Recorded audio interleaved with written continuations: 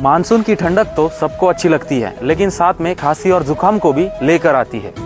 बरसात का मौसम हमारे इम्यून सिस्टम को कमजोर करता है, जिससे सर्दी और खांसी जैसे लक्षण हो सकते हैं। आयुर्वेदा के कुछ सरल उपाय हैं जो खांसी को शांत कर सकते हैं। अदरक और हल्दी में एंटी इन्फ्लामेटरी गुण होते हैं जो गले को आराम देते हैं और खांसी को कम करने में मदद करते हैं। तुलसी का सेवन भी खांसी को दूर करने में मदद करता है। रोज कुछ तुलसी के पत्ते चबाने से फायदा मिलेगा। काली मिर्च का सेवन खांसी को दूर करने के लिए प्रभावी होता है। इसे शहद के साथ लेंगे तो ये और भी असरदार होगा।